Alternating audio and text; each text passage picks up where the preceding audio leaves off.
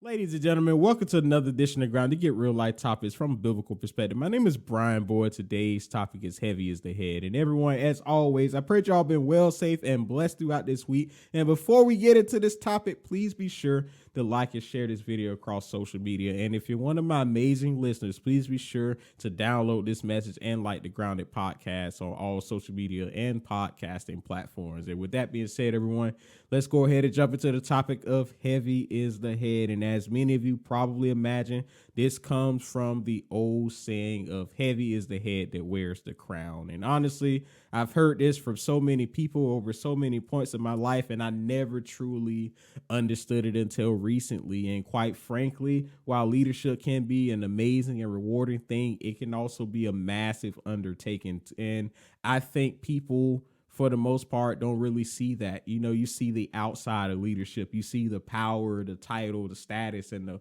wealth that comes with it, but you don't see the behind the scenes. You don't see into the lives of the people that are actually leaders. You don't see their struggles. You don't see the things that they have to endure in order to be the people that they need to be for other people. And tonight, I really wanted to go over that topic of the things that you have to look for and how you endure as a leader. And I think that there's no greater story to tell that in the Bible than David and his son Absalom. And if you caught my episode a few months ago talking about, the dangers of comfort, I mentioned the story of David and Bathsheba and how, it was a messed up situation. And then I more or less said that the story between his son Absalom was far, far worse. But with that being said, I'm going to try to summarize the story the best that I can. I'm going to go through 2 Samuel chapter 15. It lasts through 19 or 20. I will have it on the screen if you're listening.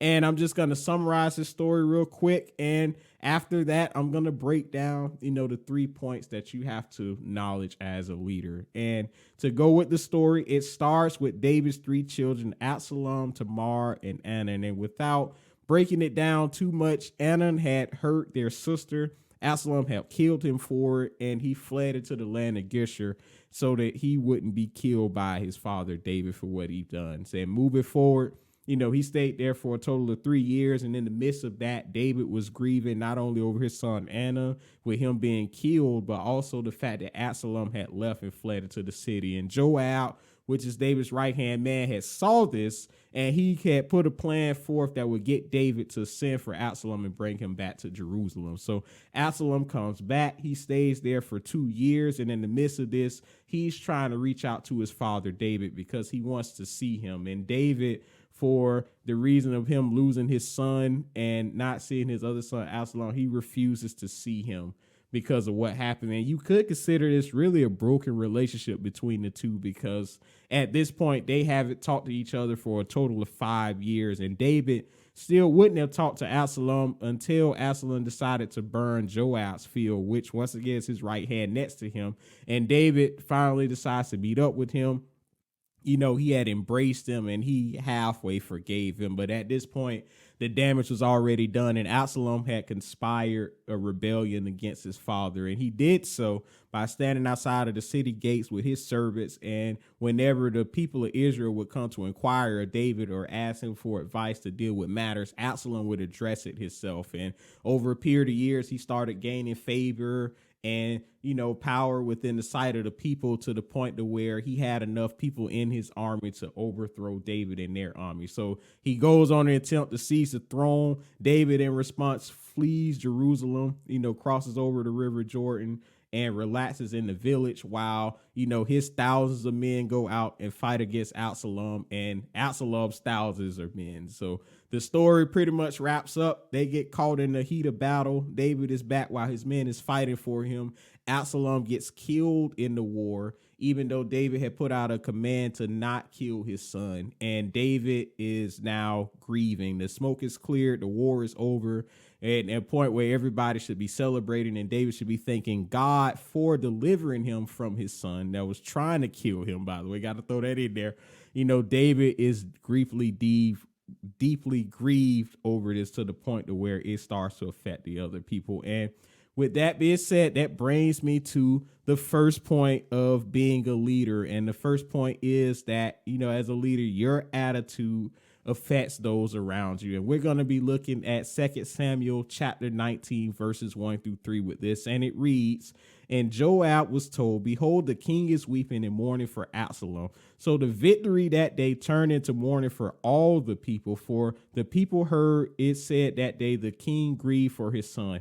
And the people stole back into the city that day as people who are ashamed to steal away when they flee from battle." And from these verses, they won the battle, but David was so grieved to the point to where it started to affect the people that put their lives on the line for him, the people that stood up against him in the midst of this rebellion.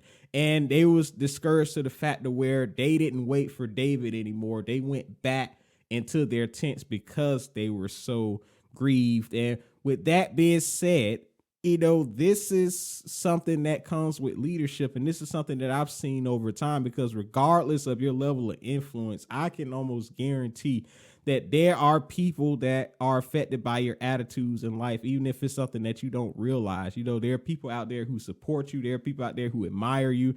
There are people out there who are inspired by you, and they are moved by your emotions and your outlook on any given situation. And this is something that it takes a while to understand, but this is truly a true thing. People do look for you in times of struggle. They look for you when things are going wrong, because they know that if you have the mindset that you can make it out, then they will be able to do the same. And that's one of the hardest things to understand about leadership, because no matter what's going on in your personal life, no matter how good or bad things may be for you as a person, you're still a leader.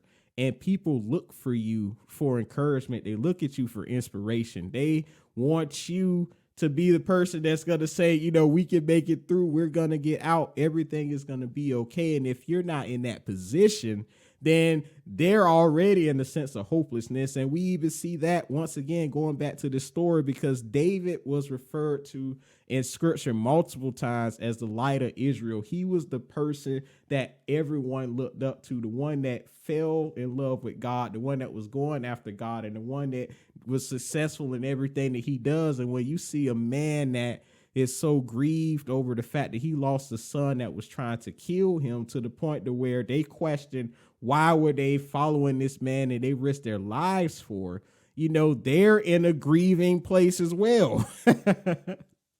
So, to summarize this point without going too much off on the tangent, you have to understand that at every given time, your emotions and stuff are always on show, and people are looking to see how you respond to a situation, no matter how big or how bad it may be. And your attitude will affect how they look at you and the situation as a whole. So when those situations, always try to put your best foot forth. And even though it's hard, it's just something that you have to do. And I'm going to get more into detail why later. And that pretty much more or less comes to the point right now. And the second part of this is that you can bring shame unto the people that invested in you.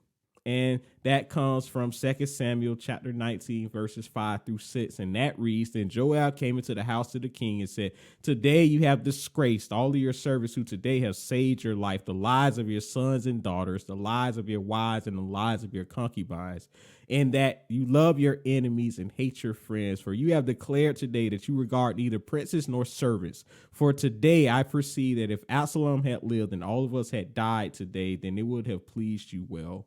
And to summarize the second point and to summarize these verses, David had got so caught up with the loss of his son that he did not take the time to acknowledge the people that supported him during this time. And understand, again, these are people that just risked their lives for David, okay? They risked their lives to save this man that was the king of Israel, because at this point, Absalom's army was far greater than David's, and they could have overtook them at any point in time. But, everything worked out in the favor of David. And just as a person right now, how would you personally feel if you had somebody in life like this, somebody that you put your life on the line for to save, and they didn't even acknowledge you for doing so? You'd probably be hurt more or less, and above all else, that would evolve into anger, resentment, and it would put you in a position to where you would leave that person just out of the hurt of what they did and not acknowledging you. And that's something that, you have to also understand as a leader that if you don't show appreciation or you don't show love to the people that are around you, especially the ones that are supporting you and the ones that are closest to you, you then have the capacity to hurt them and lead them to the point to where they're going to leave you. And in all times, you have to understand once again that, no matter what you're dealing with, regardless of what's going on in your personal life or what's going on in your business life, that you always have to put your best foot forth and show people that you care and acknowledge them, because honestly, being unappreciated is probably one of the worst feelings that you can ever endure, especially if it's somebody that you truly love. And that's something that is so critical about being a leader as a whole, because people, not only they look up and they aspire and they admire you because they love you and they truly want the best for you. And one of the things that whatever is that if you don't reciprocate that appreciation, you don't reciprocate that love to them, they can feel unappreciated and they will feel shamed more or less of the stuff that happened. And that's exactly what happened in this story. These are people that put their lives on the line for David, and he didn't acknowledge that fact because he was so caught up with his own personal life. He was so caught up with his own personal emotions to where he did not do so. But with that being said, like I said, this message may come off as just a little negative, and I'm really not trying to, y'all, but I'm just trying to paint more or less the reality of what leadership can be, because this isn't always the easiest thing to do. Like I said, it is amazing. It has its perks. It has its blessings that comes with it. But on the opposite end, this can be rough, and there's truly no rougher situation than something like this. Your son was coming to kill you, and you ended up having to kill him just to save your own life. And that is probably an indescribable feeling of just hurt, just distress, and just depression. But in the midst of this, David was still the king of Israel, and he still had a role to play. And that actually leads into the third point, is that regardless of the circumstances, as a leader, you have a role to play. Like, regardless of what goes on, you still have a role as a leader. And I know that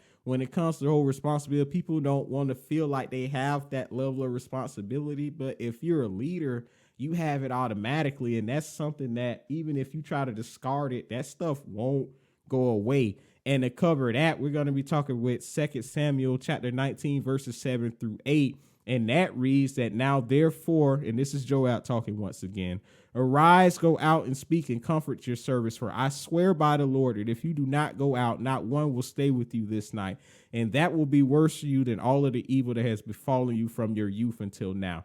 Then the king arose and sat at the gate, and they told all the people, saying, there's the king sitting in the gate. So all the people came before the king, for everyone of Israel had fled to his tent. And breaking this down real quick, we see Joab tell David once again that regardless of everything that has happened and his personal loss, that he was still the king of Israel, and he had to fulfill his role as a shepherd of the people. And this is something that more or less, this third point is something that God has reminded me of. And I finally understood the weight of this story, because when you're in leadership, for the 100th time I've said this tonight, you have a responsibility towards other people, and that's something that you just can't take off. If you're a parent, for example, you can't take a day off from being a parent. If you're the president of the United States, you can't take a personal day if the country is in chaos. If you're a husband or a wife, you can't take a day off from being a spouse. That's something that you're in, and that's something that you have to maintain regardless of how you feel. And that's something that's so whatever about leadership in life, because if you're put in a place of leadership, that's something that you can't take off from. There is no off day for you necessarily. You can rest, you can get your personal rest, but if stuff is in chaos and it relies on you to get that stuff done as a leader, you have to be there even when you don't want to.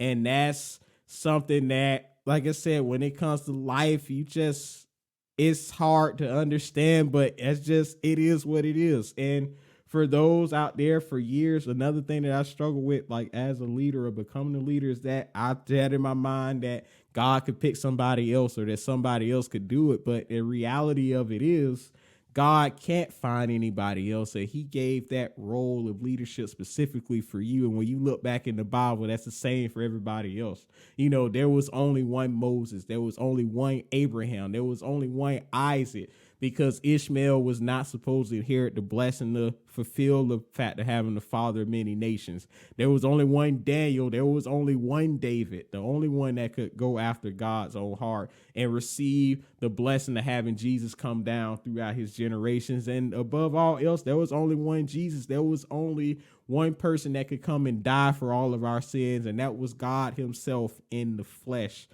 All of these people, the moral of the story is that they had a role that they had to fulfill that no one else can fulfill. And when it comes to your personal life, you are in the exact same position. There's stuff out there that you're supposed to do. There's stuff out there that God wants you to do that only you can fulfill. And when these situations come up, when you're faced with hard situations and you just don't know what to do, you still have to go on as a leader, regardless of what's going on. And that's what's so amazing about this story, because David is going through all of this stuff on earth. He's going through all of this loss. He lost 2 kids. And above all else, he had his own son that was after his own life. And he had to deal with that stuff and still be the king. He still had to be the leader that he was called to do. And that, more or less, y'all, is the story of leadership, and why I don't believe that many of us will go through the stuff that David went through. It's just the worst case scenario of a reality that we could all face, because there are going to be times where you don't want to be a leader. There are going to be times where life just hits you. You know what I mean? Everything will go wrong. You may not be in the point where you're not able to pay your bills. You may have family issues. You may have losses, or you may have health conditions. But outside of that, you still have to do the best that you can to deal with those things and be the leader as well, because that's what you're called to do. And I can't stress that enough. I really can't. And to summarize this message, I mean, that's pretty much it, really. You're called to be a leader at the end of the day. Everyone is. I truly believe that everyone is a leader in their own right. And everything that you're supposed to do, God has it specifically for you. No one else can do what you're assigned to do. And because you have that responsibility on yourself, there's a role that you have to play, that regardless of what comes of your life, regardless of what sets you back, regardless of how you feel inside personally about it, it's stuff that you still have to manage and deal with and go into the destiny that you're supposed to go in. And if you got nothing else out of this message, I can't stress that enough. You have greatness in you. You have potential. You are the leader, and no one else can do what you're doing. And in those hard times, you have to remember that. You have to remember why you're doing it. You have to remember everything around you becoming a leader, and you have to be able to push through. But with that being said, y'all, I'm rambling now, and I just want to get on here, just let y'all know that, as I said, this wasn't the most uplifting message, but it is something that had to be said. And like I said, just to put it out there, you're all leaders. You're all amazing. You all have the utmost potential to do everything on this earth. And that's not always the easiest thing to remember when you're going through. But when you're going through, that's the times that you have to hold on to that the most and go forward with everything that you have in you. But that's it, everyone. As always, I appreciate you so much for tuning into this video. If you like it, please like and share across social media platforms, and just let your boy know what you think, man. Drop comments, let me know how you feel about this message and just grounded in general, and I will see you all very, very soon. All right, my name is Brian Boyd, and I'm signing off.